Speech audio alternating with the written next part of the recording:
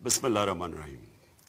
मेरे पाकिस्तानियों, आज मैं आपके सामने सिर्फ इसलिए आया हूँ कि एक सुप्रीम कोर्ट का फैसला आया और उस फैसले का जो एक छोटे से तबके ने रद्द अमल दिया, उस फैसले के ऊपर जिस तरह की ज़ुबान इस्तेमाल की, मैं मजबूर हूँ आज आपसे बातचीत करने के लिए।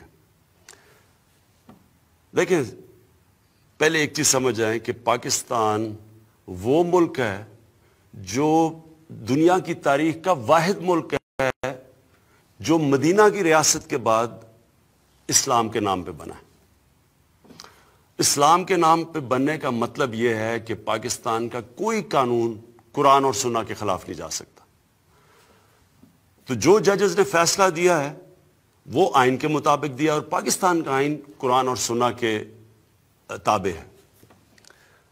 अब जिस तरह की ज़बान इस्तेमाल की गई है पाकिस्तान के सुप्रीम कोर्ट के जजेस के ऊपर, ये कहना कि वो फैसले के बाद वाजिबुल कत्ल है और फिर वहीं नहीं रुकना, फिर ये कहना कि पाकिस्तान के जो आर्मी चीफ हैं वो गैर मुस्लिम हैं और जनरल्स को कहा जा रहा है और फौज को कहा जा रहा है कि आर्मी चीफ के खिलाफ बगावत करो।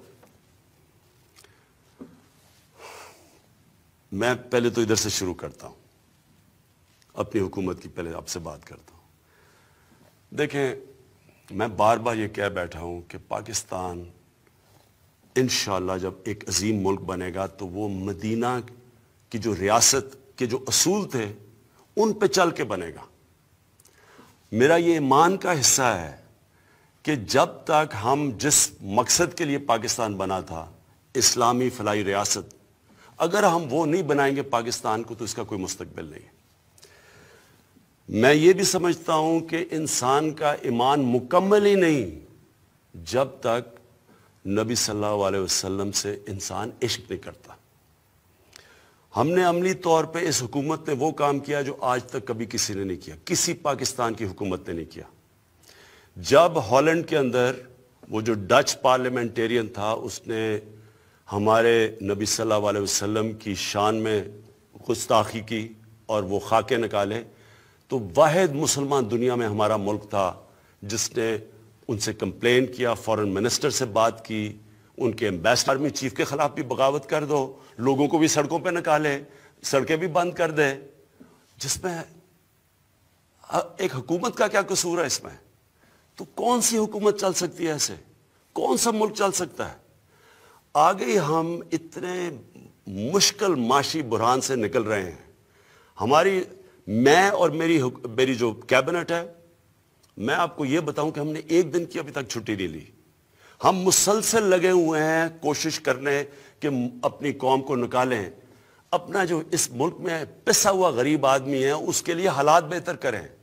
जो हम दुनिया से, बाकी दोस्त ममालिक से बातचीत कर रहे हैं कि यहाँ सरमायाकारी करो आके, उसका मकसद ही ये है कि यहाँ बेरोजगारी कम हो, यहाँ गुर्बत कम हो। अब अगर इस तरह की हरकतें करनी है कि आप सुप्रीम कोर्ट के फैसले अगर आपको पसंद नहीं आए, यानी ये कहने की ये कोशिश कर रहे हैं कि अगर सुप्रीम कोर्ट इनके कहने के मुताबिक, इनकी मनपसंदी के मुताबिक फैसला नहीं करता तो इसका मतलब ये फैसला ही नहीं मानते, इसका मतलब सड़कों पे आ जाएंगे, मुल्क को रोक देंगे। यानी कोई मुल्क चल सकता है ऐसे? और इसका नुकसान किसको है? हमारे पाकिस्तानियों को, अवाम को नुकसान है, गरीब लोगों को नुकसान है। सड़कें बंद कर रहे हैं, लोगों की रोजगार जा रहा है। जो बेचारा दिहाड़ी में जिसने आके मजदूरी करनी थी, जब मुल्क रुक जाएगा वो किधर से बच्चों का पेट पालेगा? तो मैं आज अपनी अवाम सबसे ये कहना चाहता हूं,